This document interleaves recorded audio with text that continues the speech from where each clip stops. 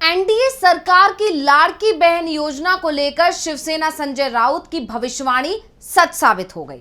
महाराष्ट्र की महिलाओं के साथ धोखा हो गया। एनडीए सरकार ने महिलाओं को सुहाने सपने दिखाए और फिर खुद ही वो सपने तोड़ दिए। अब एनडीए सरकार विपक्ष के निशाने पर आ गई है। विपक्ष आरोप लगा रहा है कि एनडीए सरकार ने महिलाओं की दिवाली फीकी कर दी है।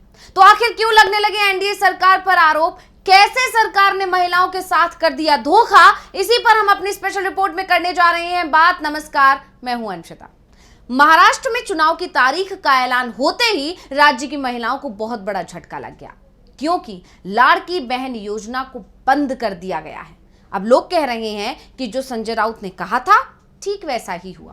तो अब पहले ये जान लेते हैं कि आखिर उद्धव ठाकरे गुट की शिवसेना के नेता संजय राउत ने ऐसा क्या कह दिया था लाडली बहन योजना को लेकर, जिस पर अब बवाल मचा हुआ है और अब लगातार उनके बयान की चर्चा हो रही है।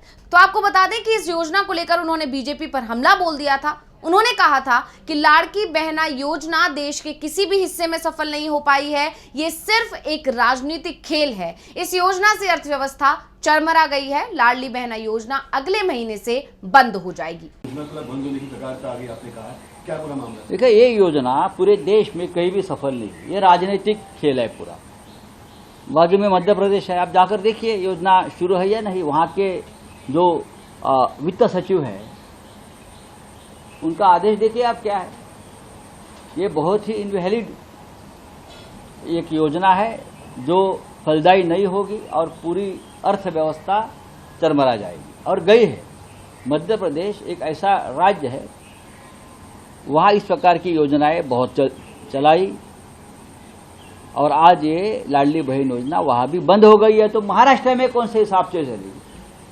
हजारों करोड़ का कर्जा लेकर काम कर, आज ठेकेदार का आंदोलन है। सभी काम तो करके लिया, उनसे कमीशन लिया 40%, 20%, और उनका भुगतान नहीं हो रहा है। वो बेचारे सभी ठेकेदार जो है वो आज मंत्रालय में जाके आंदोलन करने वाले। ये स्थिति है।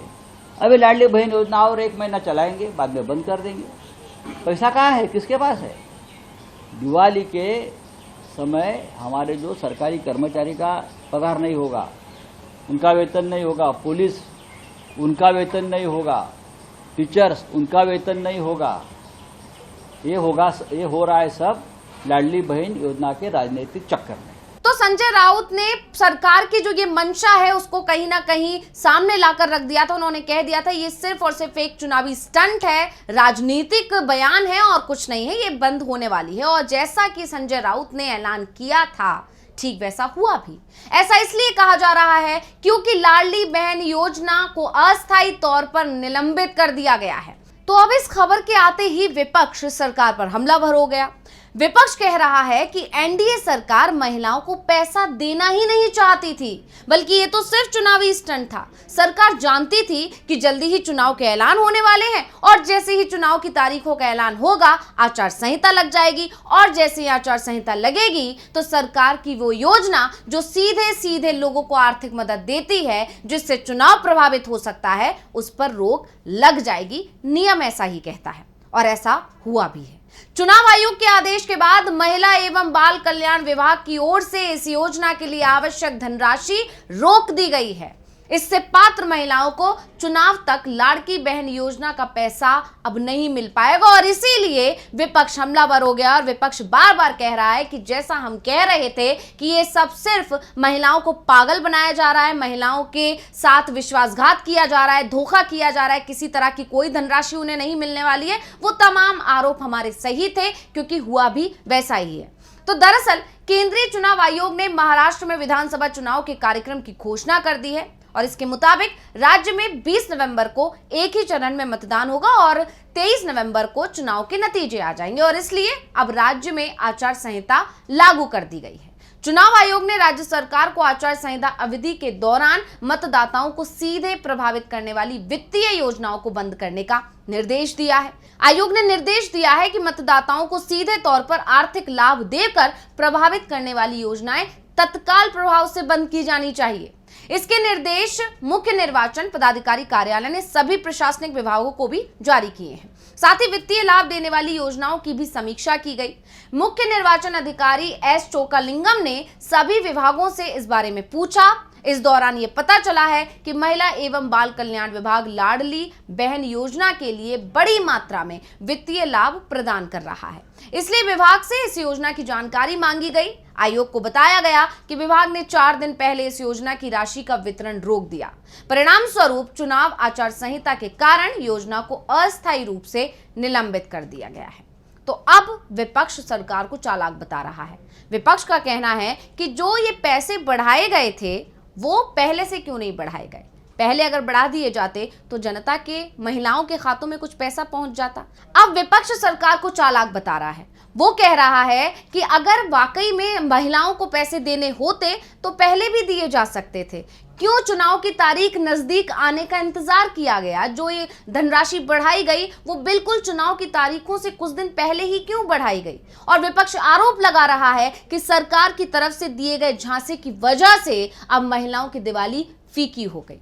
दरअसल चुनाव के ऐलान से पहले ही शिंदे सरकार ने लाडली बहन योजना के लाभार्थियों के लिए बोनस देने की घोषणा की थी और इसके तहत 3000 से लेकर 5500 रुपए तक लाभार्थियों को दिए जाने थे।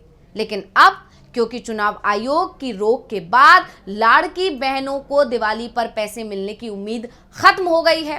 अब इस योजना के लिए पात्रता की अगर बात करें तो महाराष्ट्र की महिलाएं इस योजना के लिए ऑनलाइन आवेदन कर सकती थी। आवेदन के लिए महाराष्ट्र राज्य की स्थायी निवासी होना जरूरी है। महिला आवेदक की आयु 21 से 65 वर्ष के बीच होनी चाहिए। सभी विवाहित, अविवाहित, परित्यक्ता, तलाकशुदा और निराश्रित महिलाएं इसकी पात्र हैं।